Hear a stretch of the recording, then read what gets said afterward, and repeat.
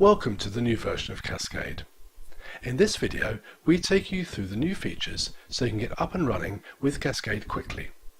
This is primarily for those who already know a little bit about Cascade, as we focus on the main changes for the new version. I am Richard Sterry, and this is recorded for the version of Cascade released in March 2019. Before we begin, I would like to thank all the coaches who suggested ideas for improvement and for the large group of people who've tested the pre-release version. Thank you for your help and support to help make Cascade even better. Here we are using a Windows 10 computer, and for clarity we have hidden the ribbon and the formula bar at the top. It may look a little different on your computer, especially if you're using a Mac. We also have the bonus pack installed, which is needed for many of these new features. So let's get started. The big difference is the introduction of the menu to Cascade. This is the page you can see in front of you now. This is also the hub, and where you can access all the other pages and reports, and so you can see what's going on within your copy of Cascade. It is divided into three sections. On the left, we have the area where you enter the themes, and this is where you get to the theme table. And this is for everybody, where you would store all the people, all your clients or all your staff. A selection from that is the team grid area, where you select and choose the people you want to have in your team. You can access the reports here for teams and for more than one person. The green section on the right is for an individual person. So these are the reports which are just for one person, and it shows where you can get to them. We're going to come back to these sections in a minute. So let's first dive into the theme table and we'll see what's going on there. Here is the theme table, and when you first get your copy of Cascade, it probably just has your details at the top. So we're going to add in some more details, and we're going to take them from a previous version of Cascade, or in fact I have a sample spreadsheet that I've got set up where we've got some sample data here. This could equally be from the export file from the Gallup Strength Center. So all I'm doing is I'm literally blocking all the necessary fields in here. I'm going to use Control-C, which is because it's Windows. If you're on a Mac, you'd use a Control or Command-C, or you could still use the Edit Copy feature. I've now placed the cursor to the far left position because I'm going to include all the data. If you're just doing the names and themes, you would start at column G, but I'm going to start at column A because it's coming from a previous version of Cascade. So I'm just going to do Control V to paste it all in, or Command V if you're on a Mac, and you can see that all the information's come straight in. What you will notice, and I've deliberately done this, is that the fonts are slightly different, the sizes are slightly different, and we've lost the shading. So we're just going to click on Reset Formatting, and that's just going to tidy everything up for us and just make it look nice and pretty. Look good. There we are. So, a few little bits and pieces and changes which we've got with this. You will notice that if we were to type in another name, which we've already got in here, so perhaps you have somebody who is duplicated, their name is immediately shown in red here. Now, it may be deliberate that you have somebody in here twice, or it may be you've imported some extra information and you're not aware that they're in twice. One new feature we do have for the theme table is the ability to store the number of dominant themes for each person. If we click on View Dominant Theme Count on here at the top, this just takes us to the right hand side of the page, and it's possible to enter in the number of dominant themes for a person if we know them. Now, it may be we don't know them, so we can leave them blank, but if you do know the number of dominant themes that person operates with, then this is a place where you can enter it, and we will use this information for some of the reports later on. Click on the View Themes to jump straight back to the main part of the table. So now we've added people into the theme table, we can either go straight back to the menu, or we can go to the team grid. I'm going to choose to go back to the menu, and you will see that it's noticed that we have added more people into this area on the theme table, and at present they will not appear in the reports or the drop-down lists until we see them in the team grid. So just to show that, I'm going to say no for this for the moment. We get back to the menu, we look at our drop-down list, and we've only got the original example person that was there previously. So if we go back to the theme table, We then say we want to go to the menu, or we could have said we want to go to the team grid. We will now say yes, we do want to go to the team grid, so we want to see them. Here we are at the team grid. We're going to come back to this in a moment, so don't panic. Let's just go back to the menu now and have a look at our drop-down list, and we will see that everybody is now in there. So if you've added somebody to the theme table and you want to see them in the drop-down list, you must view them in the team grid first, so they will appear in this list. So here we are at the team grid, and you may notice it looks a little different. We've taken away a lot of the heavy shading to make it lighter and fresher, and we've thinned out a lot of lines, and so it's less heavy on the eye and should look at that little bit better. You will notice on the top here we've got lots and lots of options to choose how many themes you want to show for your clients or staff. So at the moment it's on top 5, we can choose top 10, so you can see the top 10 themes appear. We can go top 15, so we've got top 15 there. You can also go all 34. So you've got lots of choice of the number of themes that you can show on here. Remember, we put in the theme table the number of dominant themes, so we could just select the number of dominant themes here. So we've got some people who've got lots of themes, and we've got some people who've got just a few. We will notice this column on the right, if we just go to the right, this is actually showing how many themes are being shown. It's also possible to show the bottom 5 themes as well, so you can have any of these selections across the top and the bottom 5. So you could show top 5 and bottom 5. And so you've got lots and lots of flexibility as to what you have here. You can also show none if you really wanted to, and just show the bottom 5. Now there's a feature you might want to look at as a team. Let's just move this so that we've got the top 15 themes showing, and we will take out the bottom 5 for now. So moving on to the domain descriptions, we've got a button here where we can show the descriptions for each of the domains, and this might be quite useful to show and demonstrate within your team grid. And these descriptions here are the descriptions from Gallup, which was slightly revised in October 2018. So you can very quickly add these, or if you don't want them, just take them out if you want a bit more space on your team grid.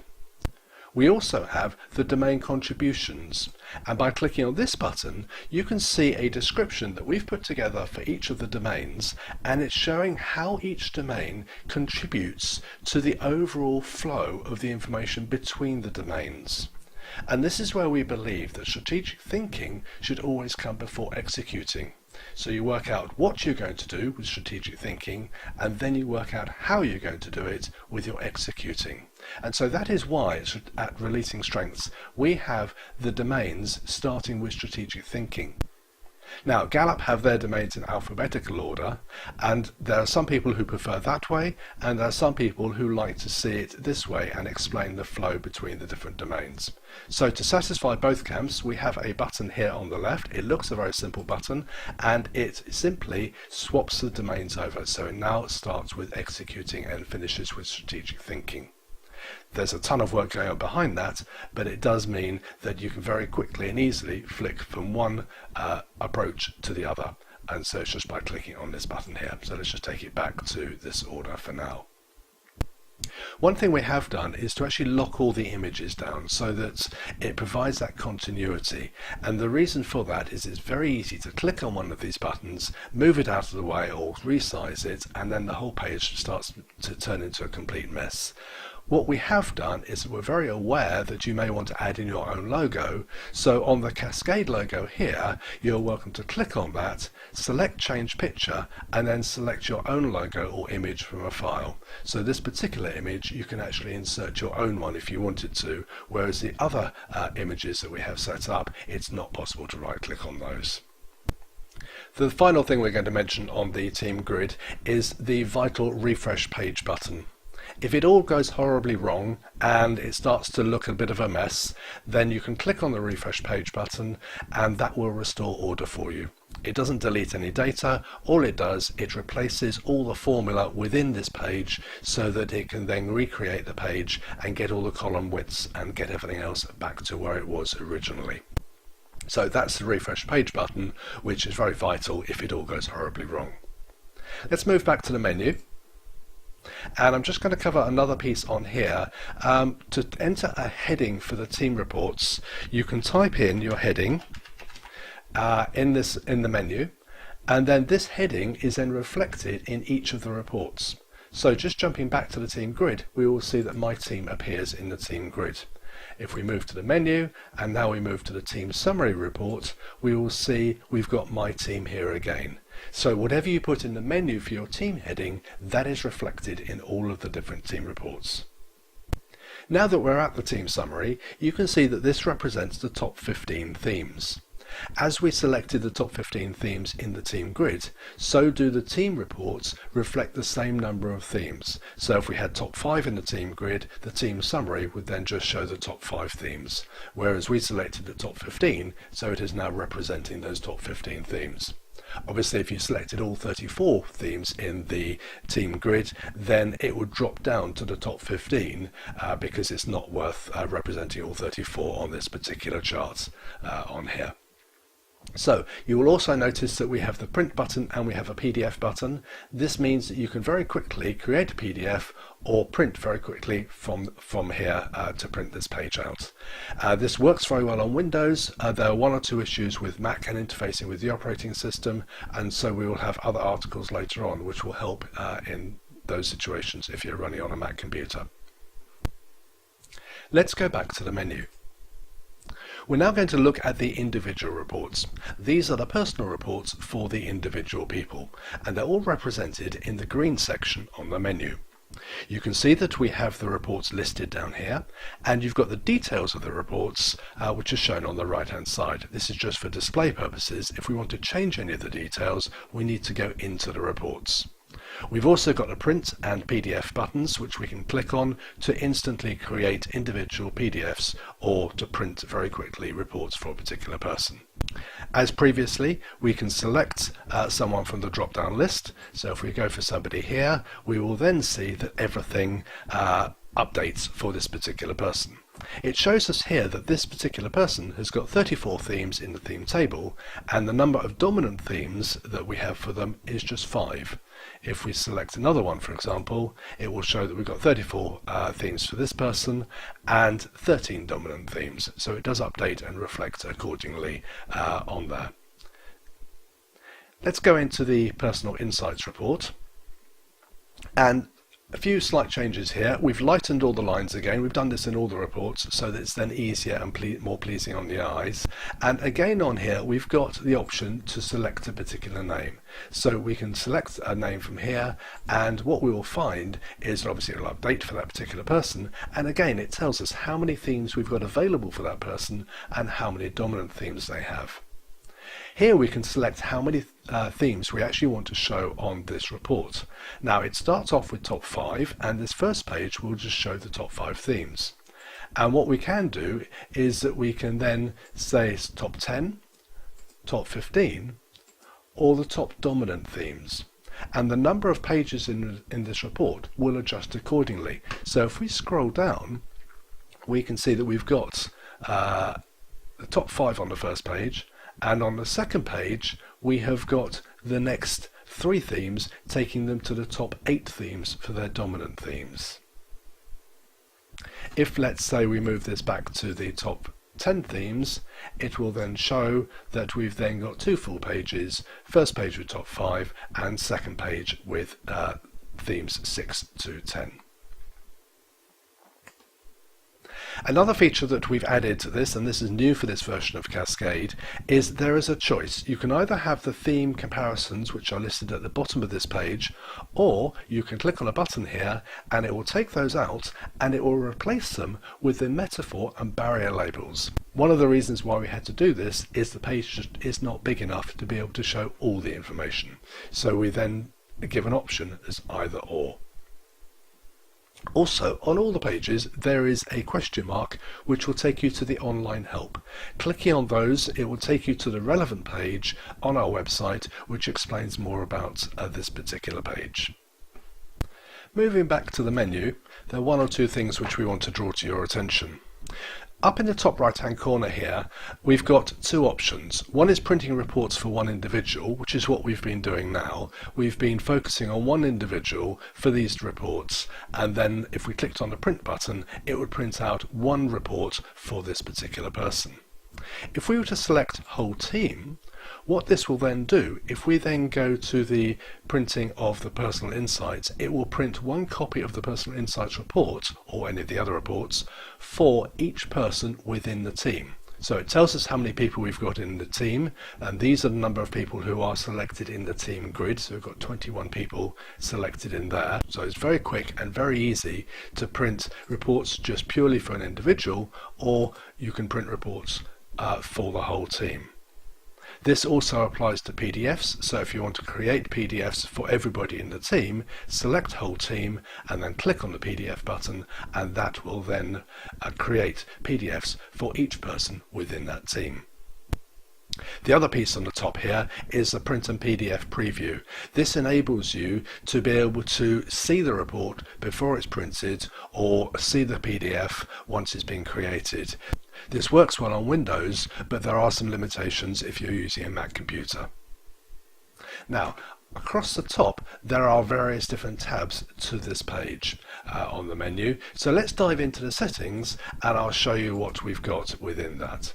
So in the settings area, this is where you can set things up for your PDF reports, and you've got various other bits of customization in here as well. So to set up the path for the PDF reports, simply click on Insert Path, and it will drop the current path as to where your Cascade file is located.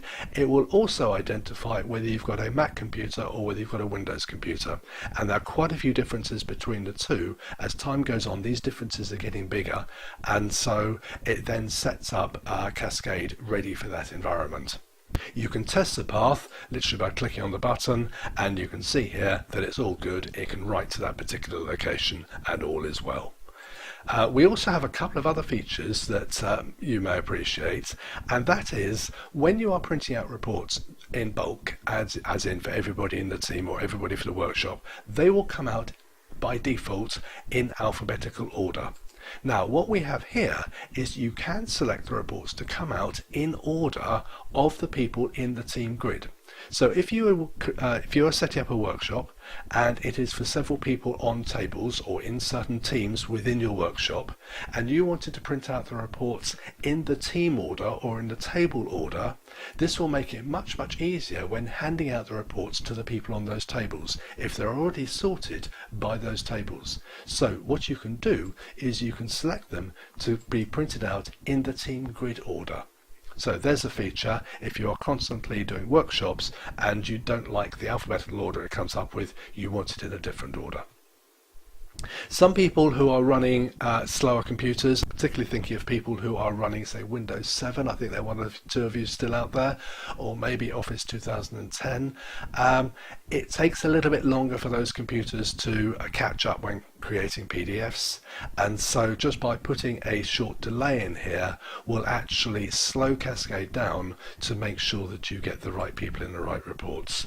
The result of not doing this is very occasionally you may get a PDF report with one person's name on it but the contents of somebody else's name. So this delay in here will help you with that. If there's any doubt, it's worth increasing the delay, say up to 2 or 3 seconds. This is the delay in seconds between reports, so that your computer can then catch up. If you are running a computer that you bought in the last year or couple of years, then it should be fine and you should be able to set this to 0. Before we move on to the team spare capacity, there are just one or two things I need to show you here while we're on the screen. And one is some language options which we have in preparation for when we introduce more languages. We are looking at French and Spanish and German, so that'll be coming out later this year. And we also have an enhanced button to show and hide your system settings. And simply by clicking on that, it then shows the settings for your computer, how Cascade is set up, and copying and pasting this information into an email is really helpful, just so that then we know what sort of computer environment you have, and also we know how you're running Cascade. It just helps us to be able to answer your question more specifically. So just click on the button to remove it again on that side. Moving on to the modules piece within the Home tab, we have an area where you can look at your copy of Cascade in terms of adding in the bonus pack or adding in other modules such as the Go Large module that is will take the capacity up to 2000. So it's just a matter of purchasing the item from our shop, entering the code into the relevant box here and clicking on Activate. We've got a couple of modules that we are preparing for later this year. One is a language pack, which I just mentioned, and one is a faith and family module. So that will have more enhanced worksheets and areas which are non-work related. There's also a maintenance code area, which if you are contacting us and there's some things that need to be run on your copy of Cascade, we can instruct you how to do these things. One small quick tip while you're here is all the pages are normally set up for letter or for A4 paper. If you want to change it to one particular type and it's not coming up with your type, you can literally type in here either A4 or type in the word letter, click on go, and it will then transfer all the pages into the format which you just selected. It only works for A4 letter, but that's just one example of where you can use our maintenance code with that. We also have on here a list of different help areas, so if you need any help in any particular topic, loads and loads of stuff here. Find the link that you want, and these will then take you onto the relevant pages of our websites or wherever you need to go. So let's go back to the team spare capacity. At the moment this is set at 5, and what we're going to do now is head over to the team grid, and you'll see down at the bottom of the team grid that the lines stop just 5 rows below the last entry on here, and that's relevant to that number 5 that we saw in the settings area. So previously we had the team grid which would show all 500 rows or all 2000 rows, and if you only had about 10 or 15 people in the team grid and you weren't careful, it could very easily print out either 16 or maybe even 64 pages of blank grids, which then obviously is not a very efficient way of doing it. So what we do now is that we get the team grid to build itself as and when it needs to. So what it does, it looks at the theme table, it looks to see how many people are there, and then each time you click on refresh page with the team grid, it will then create enough rows on here for the number of people here and that spare capacity. Hence those 5 extra rows. So you can add 1 or 2 people and it's not an issue at all, but if you add a lot of people, then it's going to need to increase the capacity. So what I'm going to do, I'm just going to grab some more data here, and this is something I prepared earlier, so I'm just going to grab some information here and we're going to paste it straight in. So this is more than the 5 rows, this is just some statistics from the 20 million people who've taken the assessments, and it's just got their theme order. So that's where this particular data has come from. Just going to reset the formatting here just to make it all look nice and pretty, and then we will go to our team grid.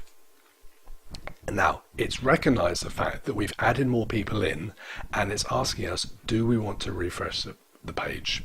We could say no, but then we're going to lose some people off the bottom of the screen and we won't be able to get to them. So if we now say yes, it's going to go away, it's going to refresh the page, set everything up, sort everything out. As you can see, it's just adjusting the screen, getting it back to the beginning again, and you can see now that we've got the extra people in here and we've got 5 rows going on below this as well. So this is how you can see how the team grid will grow as you enter more people into the theme table. So going back to our menu and going back to the settings, that is where this number 5 comes in. Now we're putting in 5, that's just an arbitrary number at the moment. If you find that you're constantly adding lots and lots of people, you may want to increase that higher. That's absolutely fine, but just be aware that it may create those blank rows at the bottom of the team grid. Just while we're talking about printing the team grid, if we just go back to the team grid for the moment, if you do any of the selections on here and say you want to select just the people in, say, the first 3 sessions, you can select that, the other people disappear off, and then your team grid is just limited down to that bottom row. So when you click on the print icon, it then comes up and your team grid just has that one page of the people within it, just so it's cleaner, it's easier, and you haven't got all those extra pages on there. Moving back to the menu, there's one more area that we need to show you, and this is in the name tent. We made quite a few changes to this report, and this is the way it was presented previously in Cascade, with the standard top 5 themes going down for the individual. Obviously we're looking at it sideways on, so you have to try and imagine it's folded in half and sort of turned 90 degrees, so you can actually see what the tent looks like. And we've got various options, so we have made it hopefully as simply as we can amongst this quite complicated page to present. And so you can have 2 lists of themes going down, and the way to do that is, as I've just demonstrated on there, select what you want from the layout option, click on apply settings, and then it will go away, and then it will set up the page for you. So you can see now that we've got 2 columns with the top 5 themes and then themes 6 to 10 on the right hand side. So this is where we can show the top 10 on the name tents. We can also add in the domain pie chart. So if we just say we want to show that, we've got a little border going around the apply settings, which basically means that a piece has been changed on here and it's worth clicking on that button. Just while we're looking at these other pieces on here, you can change the paper size and the orientation, and also whether you have the full name in there or just the first name in there. So you can choose, if it's a very informal workshop you're doing, you can just have their first names in there. You can make the colors of the themes either the domain colors, which we have at the moment, or you can make them so they're all black, so it's fairly standard. That's again your choice on that. And then what you can do, if you're showing the top 10 themes, you can say that you want to highlight in bold the top 5, so you've got that choice to actually emphasize those top 5 themes on there. So I clicked on show for the domain pie chart, and now we're going to click on apply settings, and you will see that it will drop in that pie chart for the domains. So this one here hasn't quite landed in the right place. They do jump about a bit, but then you can move it to wherever you want it to be, and that will give you a little pie chart representation of the domains for this particular person. If you wanted to change any of these settings, you can scroll down and go a little bit further down, and you can change all the dimensions within this page. And this is what it's set up at the moment, and if you want to put an alternative dimension in there, you can do that.